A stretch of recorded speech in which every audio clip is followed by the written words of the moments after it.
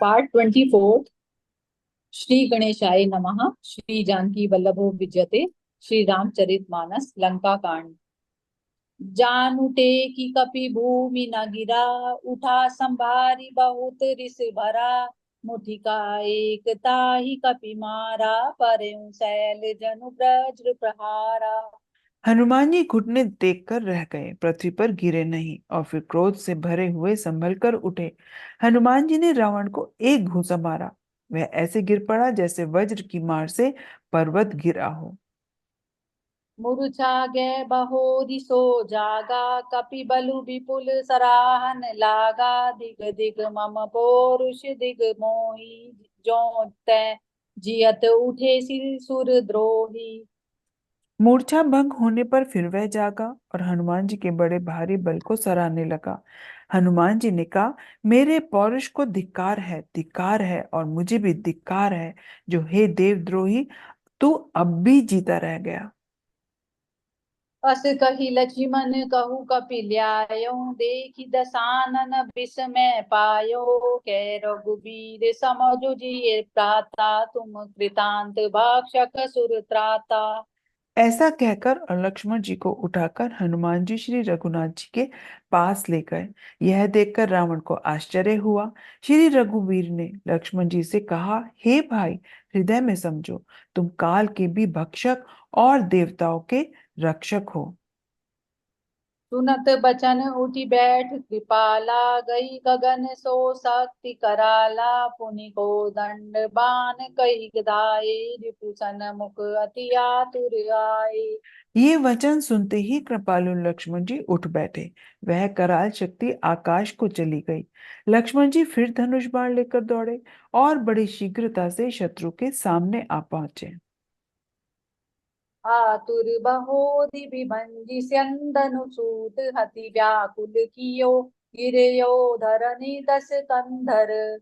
विकल तर बान सत बेध्यो हियो, सारथी दूसर काली रथ ते ही तुरत लंका ले गयो। रघुबंधु प्रताप पुंज बहोरी, प्रभु चरण ही नयो।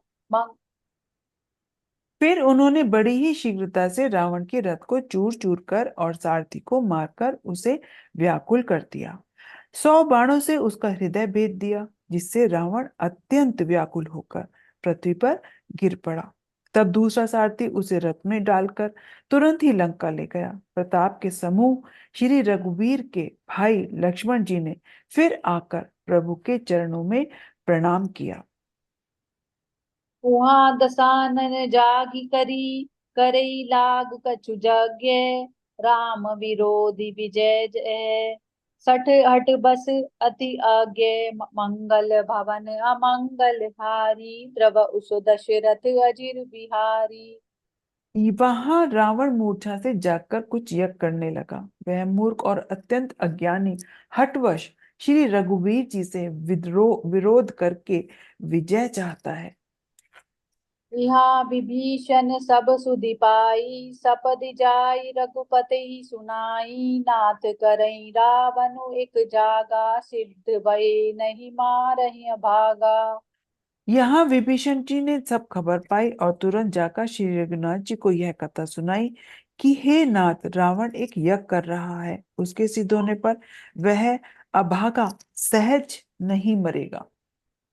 पठबहु नाथ बेगी भट बंदर, करहि विदंस आव दस कंदर। प्रात होत प्रभु सुबट पठाए, हनुमदादि अंगद सब धाये।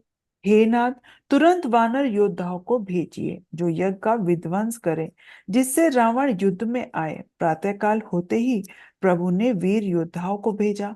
हनुमान और अंगद दौड़े। कौतुक कूदि चढ़े कपिलंका, बैठे रावण भवन असंका। यज्ञ करत जबहि सो देखा, सकल कपिन भा क्रोध विशेषा।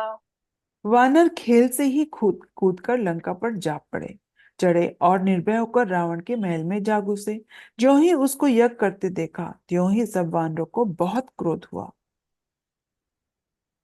रनते नीलज भाजी ग्रह आवा, यहाँ आई बक ध्यान मुलागा, आस कहीं अंगद मारा लाता, चितव न सठ स्वारथ मनुराता।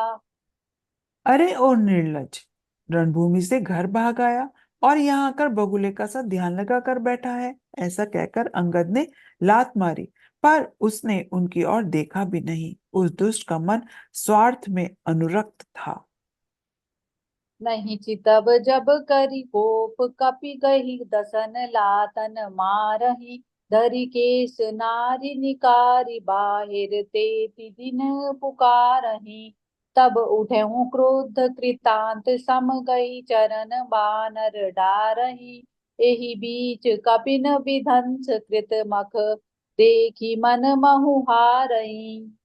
जब उसने नहीं देखा तब वानर क्रोध करके उसे दांतों से पकड़कर काटने और लातों से मारने लगे। स्त्री को बाल पकड़कर घर से बाहर घसीट लाए। वे अत्यंत ही दीन होकर पुकारने लगी। तब रावण काल के समान क्रोधित होकर उठा और वानरों को पैर पकड़कर पटकने लगा। इसी बीच में वानरों ने यज्ञ विध्वंस कर डाला। यह देखकर वह मन में हारने लगा, निराश होने लगा। यज्ञ विधंसी कुशल कपि, आए रघुपति पास, चले निशाचर क्रुद्ध होई, त्यागी जीवन कई आस, मंगल भवन अमंगल हारी, द्रवहु सो दशरथ अजिर बिहारी। यज्ञ विध्वंस करके सब चतुर वानर रघुनाथ जी के पास आ गए। तब रावण जीने की आशा छोड़कर क्रोधित होकर चला।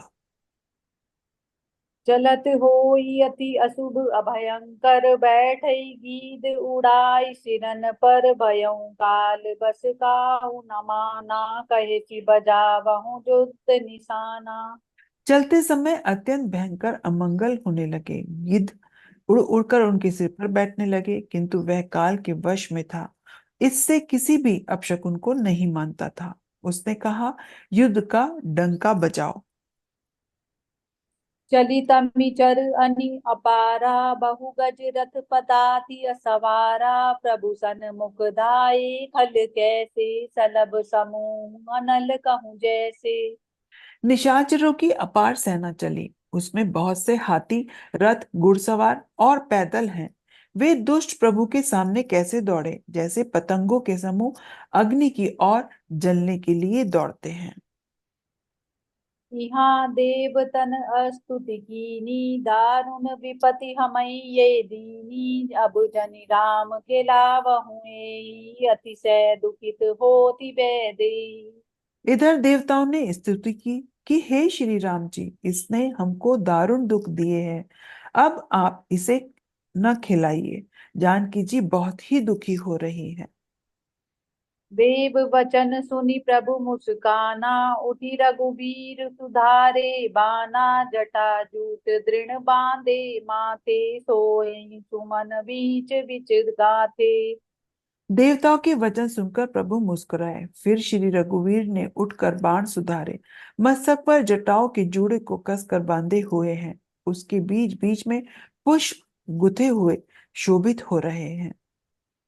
अरुण नयन बारिद तनु स्वामा, अखिल लोक लोचन अभिरामा, कटिक तट परिकर कस्यो निशंका, कर को दंड कठिन सारंगा। लाल उनके नेत्र और नेत्र मेघ लाल के हैं। समान श्याम शरीर वाले और संपूर्ण लोगों के नेत्रों को आनंद देने वाले हैं। प्रभु ने कमर में फेटा तथा तरकस कस लिया और हाथ में कठोर शार्ग धनुष ले लिया। सारंग कर सुंदर निशंग, सिली मुखा कर कटि कस्यो, भुज दंड पीन मनोहरायत, उर धरा सुर पद लस्यो। कह दास तुलसी जबहि प्रभु सर चाप कर फेरन लगे, ब्रह्मांड दिग्गज कमट अहि महि सिंधु भूधर डगमगे। प्रभु ने हाथ में शार्ग धनुष लेकर कमर में बाणों की खान सुंदर तरकस कस लिया। उनके भुजदंड पुष्ट हैं और मनोहर चौड़ी छाती पर ब्राह्मण ने चरण का चिन्ह ब्राह्मण के चरण का चिन्ह शोभित है। तुलसीदास जी कहते हैं, जो ही प्रभु धनुष बाण में हाथ में लेकर फिराने लगे, त्यों ही ब्रह्मांड, दिशाओं के हाथी, कच्छप, शेष जी, पृथ्वी, समुद्र और पर्वत सभी डगमगा उठे। शोभा देखी हर्षि सुर, बरसहि सुमन अपार। जय जय करुणा निधि छवि, बल गुण गुण आगार। मंगल भवन अमंगल हारी, प्रभु सो दशरथ अजिर बिहारी।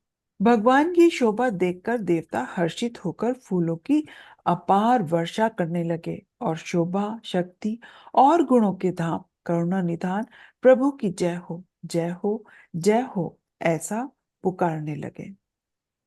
जय सिया राम। जय सिया राम।